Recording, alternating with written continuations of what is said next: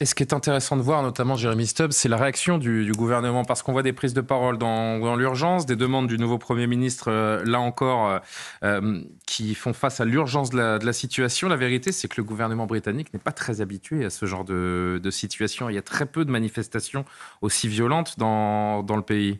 En fait, si. Pas tant que ça ? On a une grande tradition. Oui, une grande tradition. C'est pas la même chose qu'en France. D'ailleurs, la tradition au Royaume-Uni, plutôt de manifestations, d'émeutes spontanées.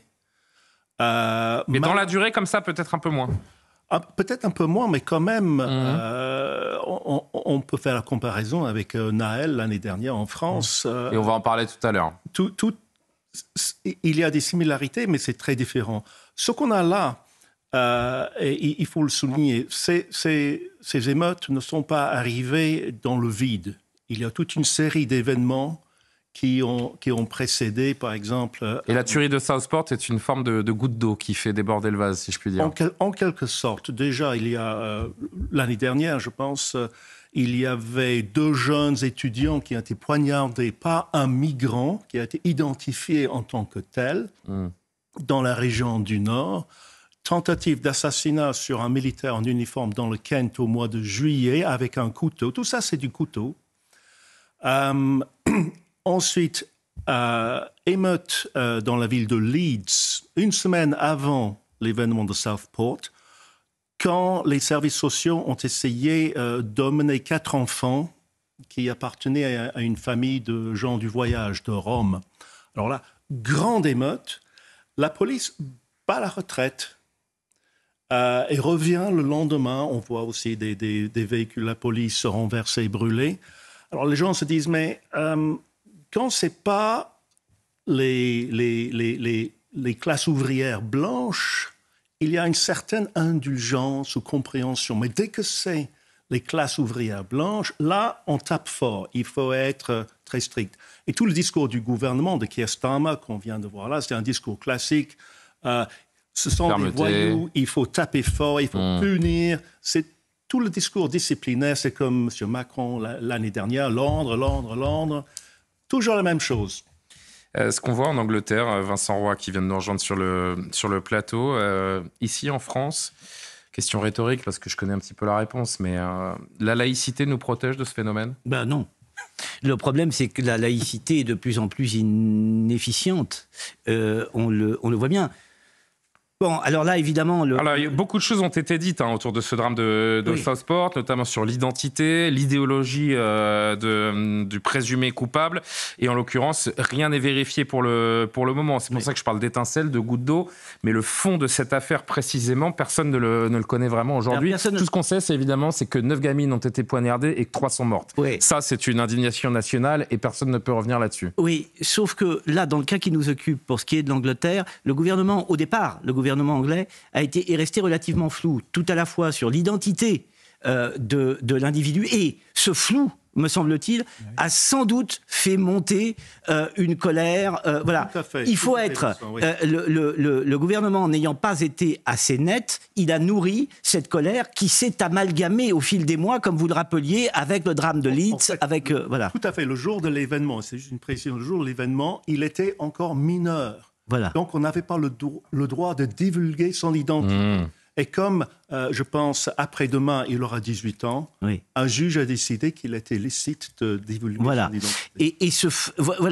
Et je pense que là, il y a une erreur d'appréciation, d'une certaine façon. Et le gouvernement n'ayant pas mesuré la colère, puisque ce qu'on voit là, me semble-t-il, c'est tout de même la face visible de l'iceberg. La colère anglaise, elle est cachée, elle est révélée, mais effectivement, le fait d'avoir amalgamé au fil des mois un certain nombre de colères fait que maintenant, elle éclate.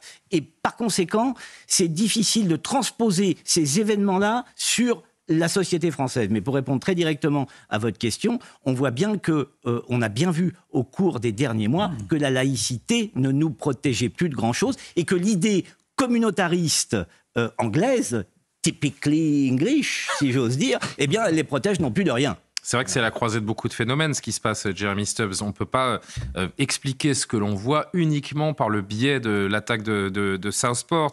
C'est globalement l'échec d'une politique migratoire qu'on a évoquée tout à l'heure dans la première heure, mais sur laquelle vous pouvez revenir.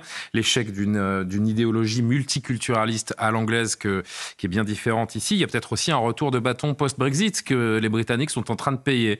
Une croisée des chemins... Non, je pense que le seul lien avec le Brexit, c'est que ce sont les mêmes personnes qui se considèrent comme des laissés-pour-compte de la mondialisation, de l'immigration, de toutes les autres politiques modernes. Parce qu'on parle d'ultra-droite, d'extrême-droite, mais est-ce que ça suffit à qualifier les Britanniques en colère aujourd'hui ? Non. Il y a, comme je l'ai dit tout à l'heure, il y a des groupuscules qui sont très actifs, mais qui canalisent en quelque sorte une colère générale. Et comme le disait Vincent, c'est la partie visible, mais ça couvre depuis très longtemps. On peut dire que le Brexit, c'est une des manifestations, mais ce sont, pour tout dire, les classes ouvrières blanches qui sont frappées par le chômage et pour lesquelles... Et qui cherchent un bouc émissaire aussi, d'une certaine manière. Peut-être un bouc émissaire, mais qui surtout voit le deux poids, deux mesures. Aussi, c'est-à-dire contre eux, ils ont des plaintes, non, et on ne les prend pas au sérieux. Et pourtant, ce sont les électeurs naturels des travaillistes. Et les travaillistes devraient faire plus pour les bichonner quand même un peu. Et là, ils vont taper dessus, ils vont aliéner une partie de leur propre électorat. C'est pas un bon début pour ce Keir Starmer. Classe ouvrière blanche non urbaine. Un dernier mot, Gilles Mikhaïli, il nous reste une minute sur ce sujet. Oui, il y a un sentiment de dépossession qui a été aggravé ces derniers mois, car pendant les manifestations contre la guerre au Gaza, d'ailleurs parfaitement légitime, on peut critiquer Israël, on peut demander le cessez-le-feu, on a vu trop des barbus, trop des femmes voilées qui s'est comporté comme une force expéditionnaire en terre qu'il faut conquérir. Pas comme des Anglais d'origine quelconque, on s'en fout, qui manifestent en tant qu'Anglais ou qu'Anglaise son indignation vis-à-vis un supposé massacre, une guerre. Mais véritablement comme une force qui va conquérir et changer le pays. Et je pense que ce qui énerve les gens, c'est ça.